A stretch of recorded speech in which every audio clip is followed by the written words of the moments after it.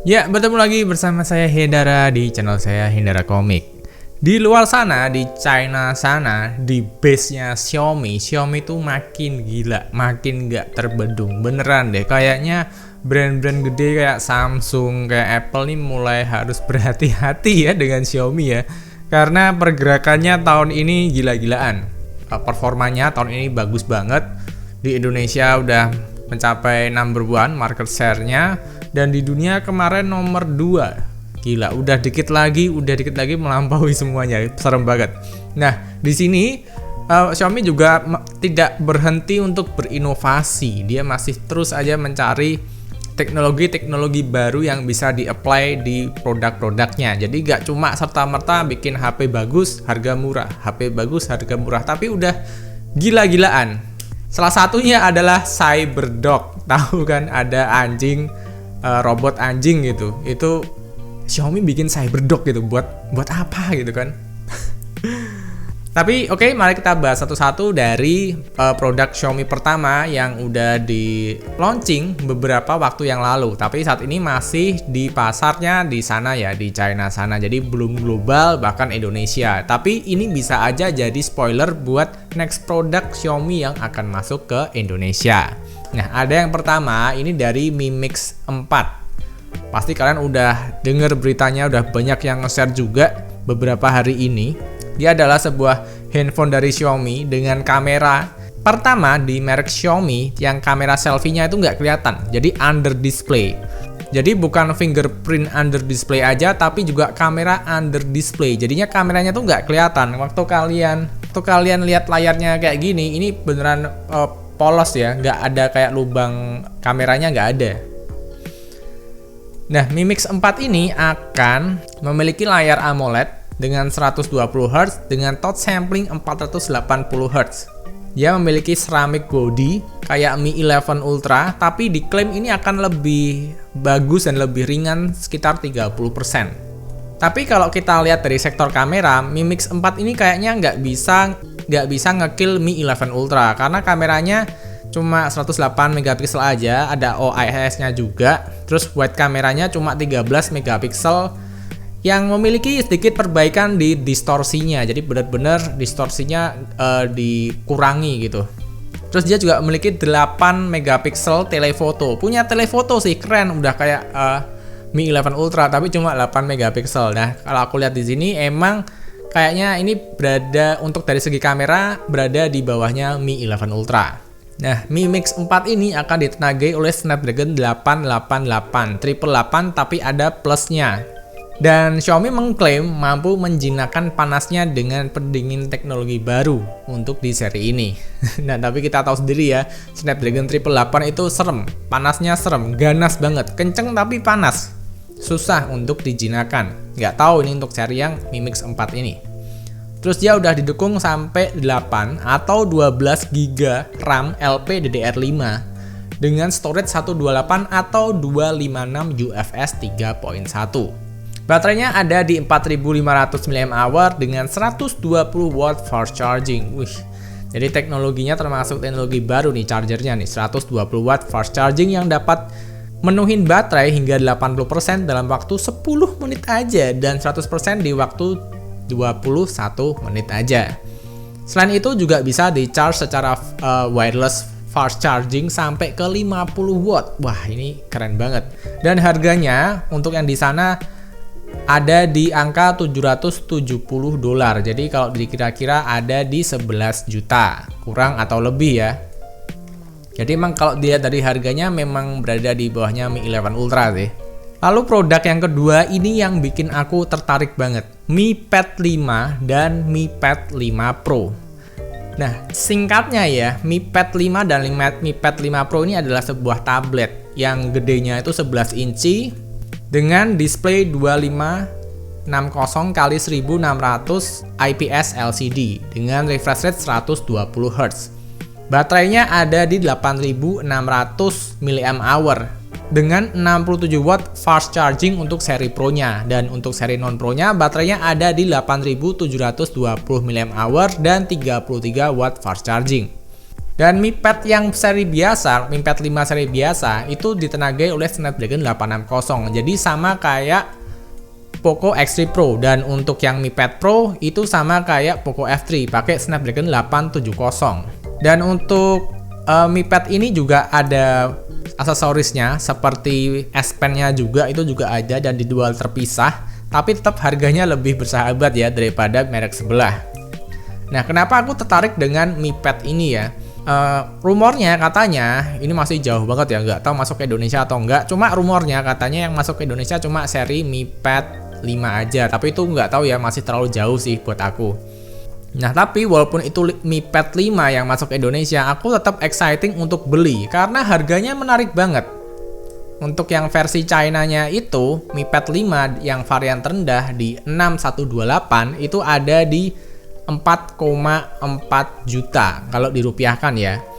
Dan untuk yang 8128 itu ada di angka 5,1 juta. Dan untuk seri Pro-nya, untuk yang seri 6128 ada di 5,5 jutaan.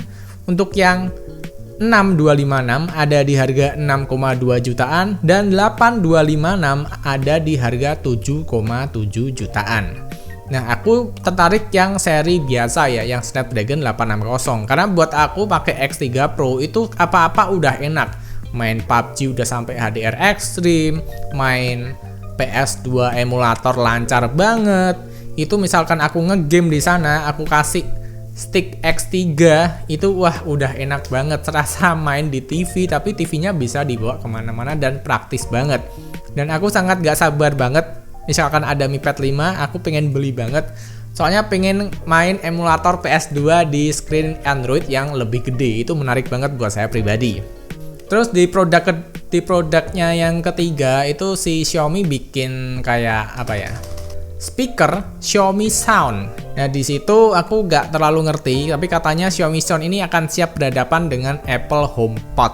Nah, itu untuk detailnya aku nggak terlalu ngerti ya, jadi aku skip aja deh. Biar teman-teman yang tahu bisa komentar di bawah apa sih Xiaomi ini. Terus produknya yang lain lagi adalah televisi. Nah, si Xiaomi menghadirkan OLED TV dengan lebar 77 inch. Gila, ini gede banget. OLED lagi dengan harga 16.999 yuan atau 17.000 yuan kembali 1.000. Yang misalkan kalau dirupiahin itu ada di angka 37,7 juta. Nah, untuk seri bawahnya itu ada di 66 inch dengan harga 6.999 alias 7.000 kembali 1 yuan. Yang kalau dirupiahkan ada di 15,5 jutaan. Dan seri paling rendahnya, paling bontotnya adalah 55 inch dengan harga 4.999 yuan atau 5.000 yuan kembali 1 yuan. Yang misalkan dirupiahkan ada di harga 11 juta. Wah, ini bukan harganya kaum mendang-mending ya.